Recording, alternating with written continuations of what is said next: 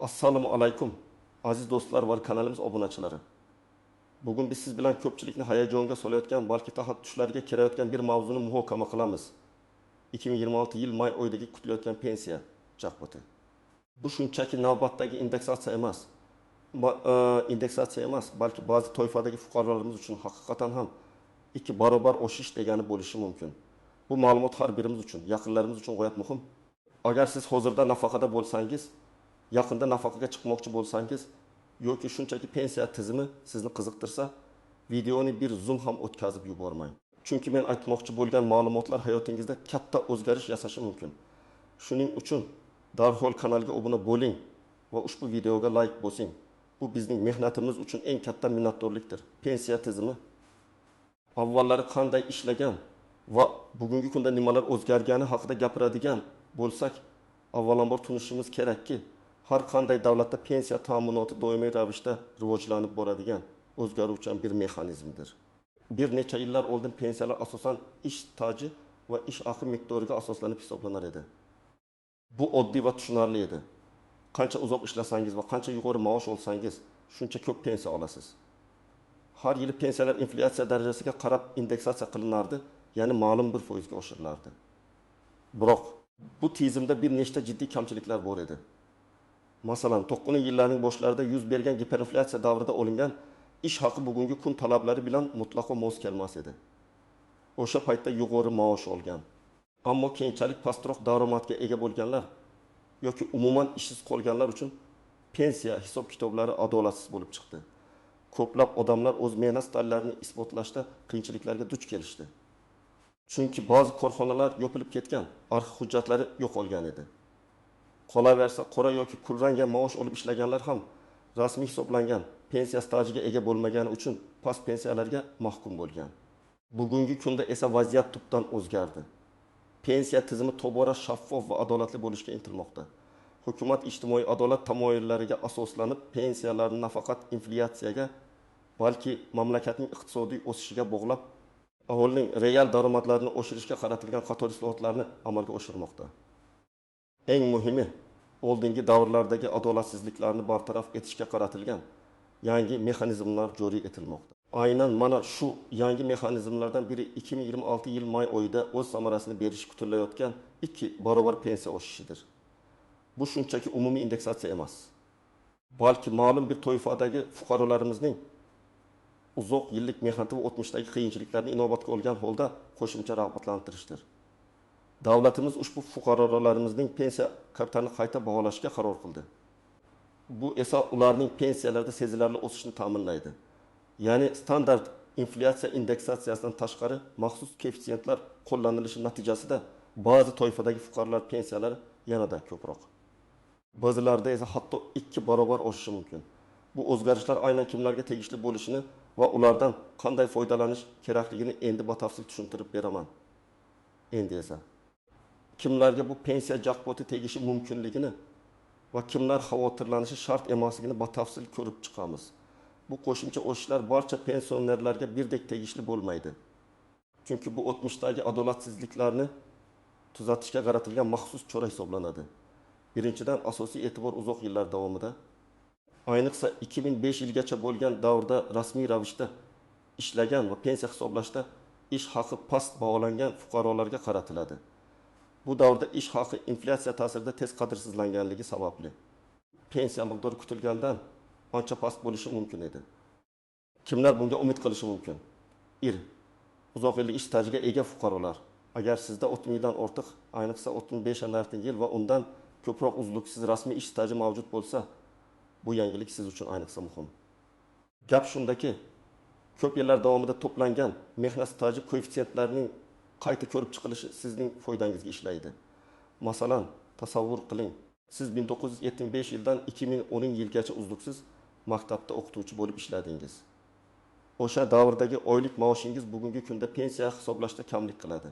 Yangi qoidaga ko'ra 2005 yilgacha bo'lgan davrdagi ish haqingizga maxsus yuqori koeffitsient qo'llaniladi. Agar sizning hozirgi pensiyangiz 1 million so'm bo'lsa, oddiy indeksatsiya bilan u 1,5 million so'mga yetishi mumkin edi. Masalan, 10 mingda oshish. Ammo bu yangi koeffitsient hisobga olinsa, sizning asl pensiya kapitalingiz sezilarli darajada ortadi va pensiyangiz 2 million so'mga yoki hatto undan ham ko'proqqa yetishi mumkin. Bu deyarli 1,5 barobar o'sish. Bu esa 2 barobar degan tushunchaga yaqin. 2. Pensiyaga chiqishdan oldin past maosh olganlar yoki ma'lum bir kasb egalari. Ba'zi kasb egalari, masalan kolxozchilar, past maosh olganligi sababli pensiyalari ham past bo'lgan. Agar sizda shu kabi vaziyat bo'lgan bo'lsa, ya'ni pensiyaga chiqishdan avvalgi yillarda sizning maoshingiz respublika bo'yicha o'rtacha maoshdan sezilarli darajada past bo'lgan bo'lsa va bu holat sizning umumiy pensiyangizni tushirib yuborgan bo'lsa, siz ham ushbu imtiyozga ega bo'lishingiz mumkin. Deylik bir dehqon 30 yil kolxozda ishlagan. Uning pensiyasi hozir 20 million so'm. Yangi qoidalar tufayli uning 2005 yilgacha bo'lgan ish haqi boshqacha baholanadi va shu tufayli uning pensiyasi ilk takkas million so'mga oshishi mumkin. Bu uning uchun nafaqat standart o'sish, balki qo'shimcha ravishda ehilmaligacha bo'lgan jiddiy o'sish demakdir. Pensiya hisoblashda stajni tasdiqlashda muammolarga duch kelganlar. Agar sizda pensiya jamg'armasiga yuborilgan ma'lumotlarda ish stajingiz to'liq aks etmagan bo'lsa yoki ba'zi davrlar uchun hujjatlar yo'qolgan bo'lsa, ammo sizda boshqa tasdiqlovchi hujjatlar, masalan, eski mehnat daftarchalari arxidan ma'lumotnomalar mavjud bo'lsa, bu sizga ham tegishli bo'lishi mumkin. Davlat endi bu kabi holatlarda fuqarolarga yordam berishga intilmoqda. Sizning isbotlangan ammo hisobga olinmagan stajingiz qayta baholanadi. Kimlar xavotirlanishi shart emas. Biri so'nggi yillarda yuqori maosh olib nafaqaga chiqqanlar. Agar siz pensiyaga chiqqandan oldingi 5 yil ichida yuqori maosh olgan bo'lsangiz va sizning pensiyangiz allaqachon maksimal darajaga yaqin bo'lsa, sizga faqat standart indeksatsiya tegishli bo'ladi. Ushbu maxsus oshirish sizning pensiyangizni sezilarli darajada oshirmaydi. Chunki bu chora asosan pensiyasi past bo'lganlarga yordam berishga qaratilgan. Masalan, bir banker 2015 yilda pensiyaga chiqqan va uning pensiyasi hozir 3 million so'm. Uning pensiyasi faqat inflyatsiya darajasiga qarab umumbendiga, ya'ni 3 million so'mga oshishi mumkin. Qo'shimcha jackpot unga tegmaydi. 2. Qisqa ish stajiga ega bo'lganlar. Agar sizda minimal ish staji mavjud bo'lsa va pensiya miqdori ijtimoiy pensiya darajasida bo'lsa, bu maxsus oshirish sizga tegishli bo'lmasligi ehtimoli yuqori. Bu chora uzoq yillar davomida vijdonan mehnat qilganlarning pensiyalarini adolatli baholashga qaratilgan. Yaqinda pensiyaga chiqqanlar. Agar siz 2020 yildan keyin pensiyaga chiqqan bo'lsangiz va sizning pensiyangiz allaqachon zamonaviy qoidalar bo'yicha hisoblangan bo'lsa, sizning pensiya hisob kitobingizda oldingi davrdagi adolatsizliklar deyarli yo'q. Shuning uchun bu qo'shimcha oshirish sizga katta ta'sir ko'rsatmaydi. Shunday qilib, xulosa qilib aytganda, 2026 yil may oyidagi 2 barobar pensiya jackpoti asosan uzoq yillik ish stajiga ega bo'lgan. Ayniqsa 2005 yilgacha bo'lgan davrlarda mehnat qilgan va pensiyalari o'sha davrdagi ish haqi sababli past bo'lgan fuqarolarimizga tegishli bo'ladi. Bu davlatning o'tmishdagi qiyinchiliklarni inobatga olish va ijtimoiy adolatni tiklash yo'lidagi jiddiy qadamidir. Endi esa bu jarayondagi ba'zi noaniq jihatlarga e'tibor berish kerak bo'lgan holatlarga to'xtalamiz. Har qanday katta o'zgarish kabi bu pensiya jackpoti loyihasida ham ba'zi istisnolar, tuzoqlar va noaniq nuanslar mavjud bo'lishi mumkin.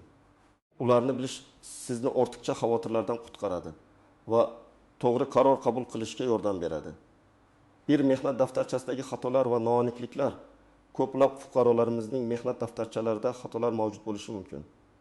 Tashkilot nomining noto'g'ri yozilishi, ishga kirish yoki chiqish sanalaridagi nomuvofiqliklar, muhrlarning aniq emasligi va hokazo. Agar sizning pensiyangizni qayta hisoblash uchun 2005 yilgacha bo'lgan stajingizni aniqlash kerak bo'lsa, bunday xatolar katta to'siq bo'lishi mumkin. Masalan, Gulnora opaning mehnat daftarchasida 1910 yildagi ish joyi O'zbekiston kolxozi deb yozilgan. Lekin keyinroq bu kolxozning nomi Navro'z deb o'zgargan va hujjatlarda bu o'zgarish aks etmagan. Pensiya jamg'armasi ushbu davrni avtomatik ravishda hisobga olmasligi mumkin. Bu esa qo'shimcha hujjatlarni yig'ish va hatto sud orqali stajni tasdiqlash zaruratini tug'diradi. Pensiya fondi avtomatik ravishda faqat to'g'ri va aniq ma'lumotlarni hisobga oladi. Agar sizning mehnat daftarchangizda shu kabi muammolar bo'lsa, ularni hozirdan bartaraf etishga kirishingiz lozim. 2. Arxiv hujjatlarining yo'qolishi yoki mavjud emasligi. Ba'zi korxonalar yopilib ketgan. arxivlari yo'q bo'lgan yoki boshqa tashkilotlarga o'tkazilgan bo'lishi mumkin. Pensiya fondi sizdan ma'lum bir davr uchun ish haqi to'g'risidagi ma'lumotnomani so'rashi mumkin. Ammo siz uni olishga qiynalishingiz mumkin. Bu ayniqsa 90 yillar boshlarida faoliyat yuritgan kichik kooperativlar yoki xususiy firmalarga tegishli. Masalan, Bobur aka 1993-1995 yillarida kichik bir firmada ishlagan. Lekin hozir bu firma yo'q va arxivga ham ma'lumotlar topshirilmagan. Natijada ushbu 2 yillik staj uchun ish haqi to'g'risidagi ma'lumotni olish imkonsiz. Bunday holatda pensiya hisoblashda ushbu davr uchun standart minimal ish haqi hisobga olinishi mumkin. Bu esa qo'shimcha oshish miqdorini kamaytiradi. Shu sababli agar sizda bunday davrlar bo'lsa, ularni tasdiqlovchi boshqa turdagi hujjatlarni, masalan, guvohlarning ko'rsatmalari, sud qarorlari hozirdan tayyorlab qo'yish zarur. O'tu, qo'shimcha kafolatlar va imtiyozlar bilan bog'liq pensiyalar. Ba'zi fuqarolar maxsus sharoitlarda ishlaganligi sababli, masalan, zararli sharoitlarda muddatidan oldin pensiyaga chiqqan bo'lishi mumkin. Yoki ularning pensiyalari boshqa sabablarga ko'ra, masalan, nogironlik boquvchisini yo'qotganlik tayinlangan. Bunday holatlarda pensiyaning qayta hisoblanishi murakkabroq bo'lishi mumkin. Chunki ularning pensiyalari hisob-kitobi allaqachon maxsus qoidalar asosida amalga oshirilgan. Maxsus koeffitsiyentlar ushbu toifadagi fuqarolar pensiyasining qaysi qismiga ta'sir qilishini aniqlash uchun qo'shimcha tushuntirishlar talab qilinishi mumkin. Masalan, og'ir sharoitlarda ishlaganligi sababli 20 yoshida pensiyaga chiqqan bir ayolning pensiyasi, uning pensiyasining bir qismi og'ir sharoitlar uchun bonuslar bilan hisoblangan. Bu yangi oshish ushbu bonuslarga ta'sir qiladimi yoki faqat stajga bog'liq qismiga ta'sir qiladimi? Buni aniqlash kerak. Bu kabi nüanslar pensiya jamg'armasi mutaxassislari bilan individual ravishda ko'rib chiqilishi kerak. 4. Onlayn ma'lumotlar bazasidagi farqlar. Bugungi kunda ko'plab pensiya ma'lumotlari elektron bazalarda saqlanadi. Biroq bu bazalardagi ma'lumotlar har doim ham sizning qog'oz hujjatlaringizdagi ma'lumotlarga to'liq mos kelmasligi mumkin. Agar sizning elektron ma'lumotlaringizda stajingiz kamaytirib ko'rsatilgan bo'lsa, siz avtomatik ravishda jackpotga ega bo'lmasligingiz mumkin. Shuning uchun o'zingizning pensiya jamg'armasidagi shaxsiy hisob kitobingizni tekshirish juda muhimdir. Elektron ma'lumotlar bilan qog'oz hujjatlarni solishtirish zarur. 5. Qo'llaniladigan koeffitsiyentlarning aniq hajmi. Hukumat tomonidan belgilangan qayta baholash koeffitsiyentlarining aniq miqdori va ularning qanday qo'llanilishi haqida to'liq ma'lumot hozircha umumiy e'lon qilinmagan bo'lishi mumkin. Bu koeffitsiyentlar sizning pensiyangizni qanchalik oshirishini aniq bilish uchun rasmiy tushuntirishlarni kutish kerak. Ular kasbga ish stajining davriga va boshqa omillarga qarab farqlanishi mumkin. Bu jarayonni kuzatish va tegishli rasmiy manbalardan ma'lumot olish zarur. Shunday qilib, 2026 yil may oyidagi bu pensiya jackpoti katta imkoniyat bo'lishi bilan birga ehtiyotkorlik va diqqatni talab qiladi. Barcha nüanslarni oldindan bilish va ularga tayyor bo'lish sizga pensiyangizni maksimal darajada oshirishga yordam beradi. Endi esa amaliy maslahatlarga o'tamiz, ya'ni bu vaziyatda nima qilish kerak? Shunday qilib, aziz do'stlar, 2026 yil may oyidagi bu pensiya jackpotidan maksimal darajada foydalanish uchun qanday amaliy qadamlar qo'yishimiz kerak? Sizga aniq ko'rsatmalar beraman. 1. Barcha pensiya hujjatlaringizni to'plang va ularni diqqat bilan ko'rib chiqing. Birinchi navbatda o'zingizning mehnat daftarchangizni mehnat daftarchasi toping. Har bir yozuvni, har bir sanani va muhrni diqqat bilan tekshiring. Ishga kirish va chiqish sanalari to'g'rimi? Korxonalar nomlari aniq yozilganmi? Barcha muhrlar tushunarli va o'qilarlimi? Agar biron bir joyda xato o'chirilgan yozuv, aniq bo'lmagan muhr yoki yozuvdagi kamchiliklarni topsangiz, bu keyinchalik muammolarga olib kelishi mumkin. Ularni hozirdan aniqlash va bartaraf etishga harakat qiling. Agar sizda 2005 yilgacha bo'lgan davrlarga oid ish haqi to'g'risidagi ma'lumotnomalar, arxiv ma'lumotnomalari, ish haqi hisoblanganligi haqidagi veksellar yoki boshqa tasdiqlovchi hujjatlar bo'lsa, ularni ham bitta papkaga joylang. Bu hujjatlar sizning pensiya kapitalingizni qayta baholashda juda muhim rol o'ynaydi.